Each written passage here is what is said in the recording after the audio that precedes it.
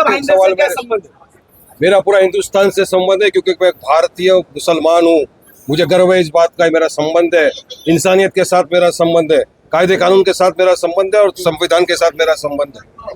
आज हम आए हैं काशी मीरा में। हमने यहाँ पे डीसीपी जोन 1 चौहान साहब से मुलाकात करने के लिए हम आए हैं, क्योंकि आपने देखा 2-3 दिन पहले जो दाचुकपाड़ा के अंदर हुआ था, तो आपस में दो समुदाय के बीच में कुछ पार्किंग को लेकर हुआ था इश्यूज।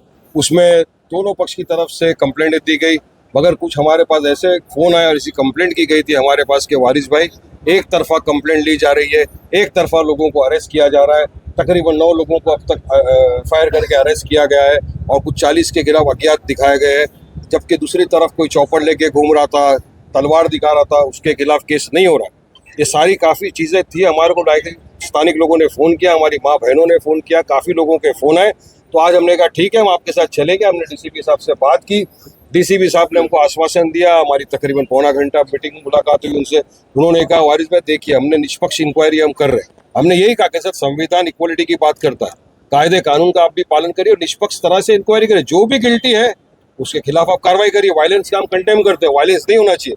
लेकिन कितने लोगों की रिक्शाएं तोड़ दी, उनका क्या, जिसने तोड़ा आप उसके खिलाफ केस करिए। आपने एक से तरफ इंक्वायरी क्यों कर रहे हो? आप बीजेपी के कोई मंत्री यहाँ पे आके घूम रहे हैं, भड़काने की बात कर रहे हैं। सवाल आपको उनसे करना चाहिए कि आप क्यों घूम रहे हो एरिया के अंदर, भड़का रहे हो पूरी पब्लिक के पास जाकर।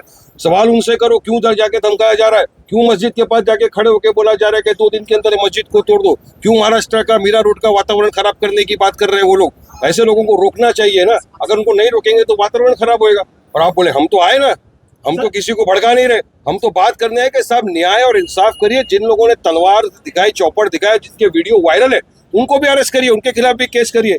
डीसीपी साहब ने हमको आश्वासन दिया है और कहा है वारिस भाई बिल्कुल हम उनके खिलाफ कंप्लेंट ले रहे हैं, उनको बुलाएंगे, अरेस्ट करेंगे और जो भी कानूनी कार्रवाई होगी, निष्पक्ष कार्रवाई होगी। हमने कहा निष्पक्ष कार्रवाई नहीं करेंगे तो साहब फिर हम कोर्ट में भी जा सकते। हम तो कायदे कानून का सम्मान करते हैं।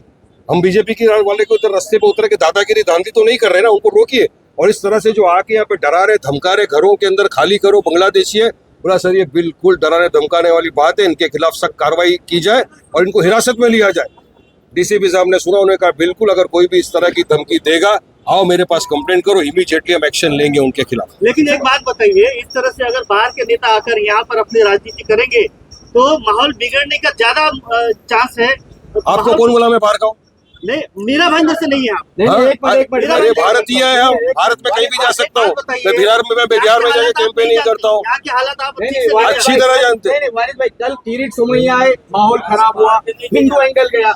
आज वारिस पठान आए, मुस्लिम एंगल जा रहा, तो क्या माहौल शांत होने वाला? ये सवाल ये वो आके माहौल खराब किया, लेकिन वारिस पठान ने आके संविधान को लेकर आया, हक न्याय इंसाफ की बात किया, रूल ऑफ लॉ की बात किया, कायदे कानून की बात किया। मैं उनकी तरह एरिया में जाके घुमा नहीं डंडा वंडा लेके। मैं किसी को लेके चाहता तो वो अगर 300 लोग को लेके घूमे, मैं 5000 लोग को लेके घूमता। लेकिन मैं कायदे कानून का सम्मान करता हूँ, पालन करता हूँ संविधान का। इसलिए हम आए डीसीपी से मिलने के लिए। मेरा मौलिक अधिकार है, मैं चाहूँ तो मिलूं। और यहाँ के लोगों ने मुझे बताया, आप कौन होते मुझे बोलने वाले, आप बाहरी हो? अरे यहाँ का हूँ मैं, बिल्कुल भारतीय हूँ, भारत का रहवासी हूँ, कहीं भी जा सकता हूँ पूरे भारत में। जहाँ भी मसलो मुझे इनको आवाज देगा, मैं पूछूंगा वहाँ। बाहर इतने लोगों के मॉब जमा है, लोगों को बहुत उम्मीद है कि आप उनके लिए कुछ न्याय ला पाएंगे। तो ये जो मॉब है, इनको आप क्या आश्वासन दे रहे हैं? बिल्कुल अभी उससे की बात करेंगे। वो ये रुके हुए हैं कि हमारी डीसीपी साहब से क्या बात हुई, उनको बताएंगे। अब जो आपको मैंने बताया उनके सामने मेरी बात रखूंगा। डीसीपी साहब ने आश्वासन दिया है कि इंशाल्लाह न्याय होगा, कोई भी बेगुनाह बेकसूर को अरेस्ट नहीं किया जाएगा और जिसने किया है उसको अरेस्ट किया जाएगा। एमडीडीवी पुलिस क्या न्याय नहीं कर रही, इसलिए लोग यहाँ जमा हो रहे हैं? यही लग रहा है ना लोगों को। अगर एक ही तरफ कार्रवाई कर रही है, यही तो लोगों का बोलना है कि कार्रवाई एक तरफ हो रही है और हम चाहते हैं कि निष्पक्ष कार्रवाई हो। हमारा ये बोलना है कि आप कार्रवाई दोनों पक्ष की खिलाफ बराबर करो, एक ही को आप टारगेट मत करो, दोनों की तरफ करो। मैंने कहा ठीक है, बिल्कुल हम कंप्लेंट लेंगे और एफआईआर दर्ज करेंगे। और जो भी इन्वॉल्व, तो हमने वीडियो दिखाए जिसमें चौपड़ लेके घूम रहा है, 1-2 नाम बताया जिनका नाम लोगों ने बताया वहाँ पे, उनके खिलाफ भी कार्रवाई होगी। पुलिस प्रशासन यहाँ बड़े नेताओं की सुरक्षा रक्षा में ही लगे हैं, तो वो कब तफ्तीश करेगी, वो कब इंक्वायरी करेगी? इस तरीके से अगर सब बड़े नेता यहाँ आएंगे तो उनकी तो ड्यूटी बन जाती है कि आप लोगों को पहले प्रोटेक्शन दे। जैसे अभी यहाँ बहुत लोग जुटे हैं, इनको संभालने का काम लग जाता है, तो वो कब अपनी इंक्वायरी करेंगे? सर मैंने मेरे लिए प्रोटेक्शन कभी नहीं मांगा, मेरा अल्लाह काफी है। यहाँ पे जो लोग आए हैं ना, यहाँ पे ये न्याय की गुहार लगाने आए हैं। इनको उम्मीद है कि वारिस भाई आया है, हमारे लिए बात करेगा, इंसाफ की बात करेगा, संविधान की बात करेगा, कायदे कानून की बात करेगा। और जो ज्यादती हो रही है उस ज्यादती के खिलाफ आवाज उठाएगा, इसलिए लोग यहाँ जमा हुए, मेरी मोहब्बत में आए हैं लोग। कितना समय दिया है? लेकिन अभी तक भी एक एफआईआर हुई है जिसमें 9 लोग गिरफ्तार हुए। जैसी दूसरी बात आप कर रहे हो कि चॉपर लेके घूम रहा है, वहां पे उसकी अगेंस्ट में उसकी फैमिली या उसके घर का कोई भी या जो सदस्य जेल में, उनकी तरफ से एफआईआर नहीं हुई है, सिर्फ एक एफआईआर। और अभी उन्होंने कहा हमने 2 लड़कों को बुलाया था, एफआईआर के लिए लेके हम जाओगे? तैयार नहीं। उन्होंने कंप्लेंट बोला कि कंप्लेंट डालो अभी के अभी। इन्होंने एफआईआर करने की बात, ये एफआईआर करेंगे और डीसीपी ने इंक्वायरी करके अरेस्ट करेंगे। और कितना टाइम वो लोग केस दर्ज करेंगे, कितना टाइम के बाद वो लोग उनके ऊपर कार्रवाई करेंगे, ऐसा आपको एफआईआर कुछ बोला है के क्या? तक आश्वासन मिला है। अभी बोला इनको कंप्लेंट बनाएंगे तो ये थे, ये आए थे।